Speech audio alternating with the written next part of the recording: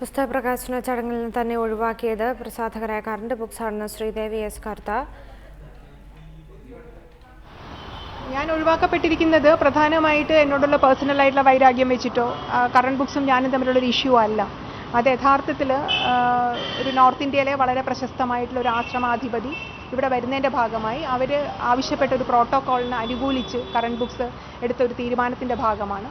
Current books എന്നെ അറിയിച്ചത് അദ്ദേഹത്തിന് സ്ത്രീകളോടൊപ്പം വേദി പങ്കിടാൻ താല്പര്യമില്ല, അതുകൊണ്ട് അൺകണ്ടീഷണലി ഞാൻ അവിടുന്ന് മാറി നിൽക്കണം എന്ന് തന്നെയാണ്.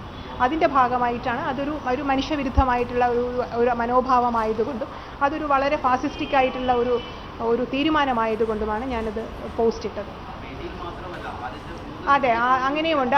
അങ്ങനെയാണ് ഞാൻ എന്നോട് പറഞ്ഞത്. ആദ്യത്തെ 3 റോയിൽ അവരുടെ അനുയായികൾ മാത്രം ഇരിക്കുക, മറ്റാരും ഇരിക്കാൻ പാടില്ല, സ്വാഭാവികമായിട്ട് സ്ത്രീകളും വരാൻ പാടില്ല.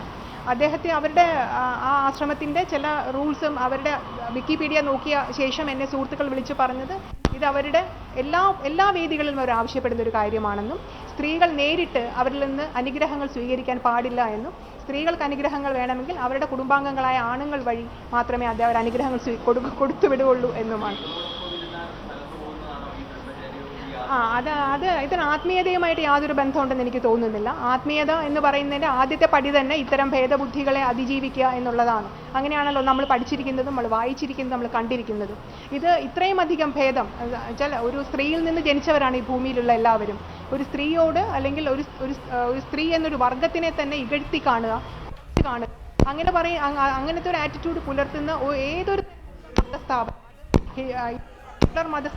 അല്ല, തീർച്ചയായിട്ടും ദൈവമായി അതൊരു കുലബന്ധം പോലും ഉണ്ടെന്ന് ഞാൻ വിശ്വസിക്കുന്നില്ല.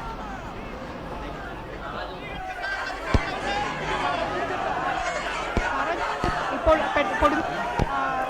പുസ്തക പ്രകാശന ചടങ്ങിൽ നിന്ന് തന്നെ ഒഴിവാക്കിയത് പ്രസാധകരായ കറന്റ് ബുക്സ് ആണെന്ന് ശ്രീദേവി എസ് കർത്ത പറഞ്ഞു. സ്വാമിയുടെ നിർദ്ദേശപ്രകാരമാണിത്. ഇതിനെതിരെ വിവർത്തകയെ ഒഴിവാക്കിയതിനെതിരെ വൻ പ്രതിഷേധമാണ് വേദിയിൽ അരങ്ങേറിയെ തുടർന്ന് പുസ്തക പ്രകാശന ചടങ്ങ് നിർത്തിവെച്ചു.